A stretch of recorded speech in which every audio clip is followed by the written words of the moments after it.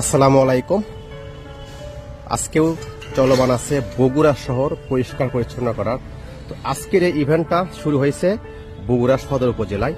তো বগুড়া সদর উপজেলা আজকে পরিষ্কার করা হবে, চেষ্টা করা হবে বগুড়া সদর উপজেলা আজকে পুরো দিনে পুরোটাই পরিষ্কার করার কাজ।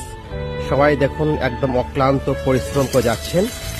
ইনশাল্লাহ এভাবেই আমরা যেটুকুই ক্ষতি হয়েছে আস্তে আস্তে আমরা পরিষ্কার করব।